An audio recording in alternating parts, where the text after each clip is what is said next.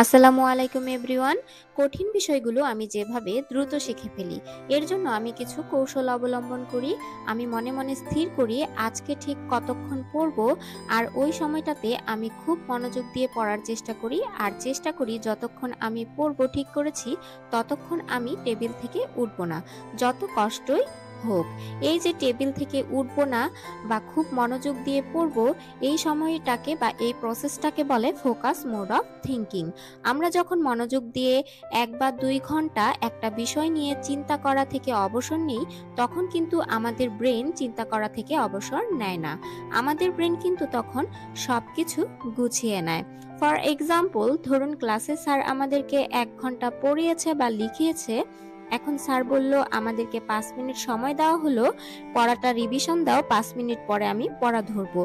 এই যে 5 মিনিট সময়ে আমরা 1 ঘন্টার পড়া আয়ত্ত করার চেষ্টা করি, অথবা অনেকটা আয়ত্তেও চলে আসে, কারণ তখন আমরা ফোকাস মোড অফ থিঙ্কিং এ থাকি।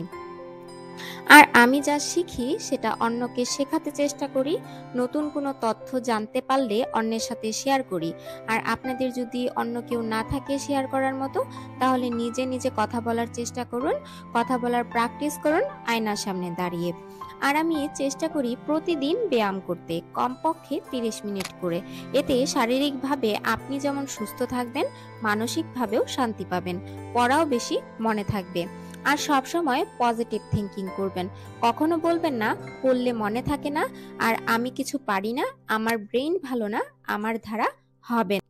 এটা কিন্তু গবেষণাতেও প্রমাণ হয়েছে।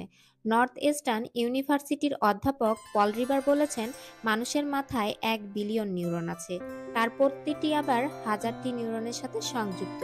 এভাবে নিউরনের সংখ্যা দাঁড়ালো ট্রিলিয়নের উপরে। যদি ধরে নেই প্রতিটি নিউরন একটি করে স্মৃতি ধারণ করে, তাও এক জন্মে পুরানোর কোনো সম্ভাবনা নেই।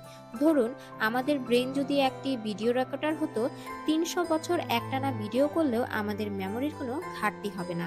তাহলে ভাবুন একবার, আমাদের ব্রেইনের মনে রাখার ক্ষমতা কত।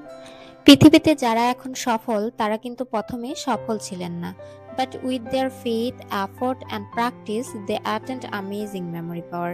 এর জন্যই আমাদেরকে সবসময় পজিটিভ থিঙ্কিং রাখতে হবে, আত্মবিশ্বাস রাখতে হবে। বিসিএস এর সিলেবাস অনেক লং, আমরা সবাই জানি, কিন্তু বিসিএস এর সিলেবাস দেখে যদি আমরা প্রথমেই ভয় পেয়ে যাই এবং নিজেকে বলি যে আমার দ্বারা হবে না, তাহলে কিন্তু সত্যিই হবে না। নিজেকে বলতে হবে না, আমার দ্বারা হবে, হয়তো একটু সময় লাগবে। প্রথমবার যদি 5 থেকে 6 মাস সময় লাগে, দ্বিতীয়বার কিন্তু আর এত সময় লাগবে না। এর জন্যই আস্তে আস্তে আমাদেরকে এগুলো কমপ্লিট করতে হবে, সব সময় পজিটিভ থিঙ্কিং রাখতে হবে, আর এই কৌশলগুলো অবলম্বন করতে হবে।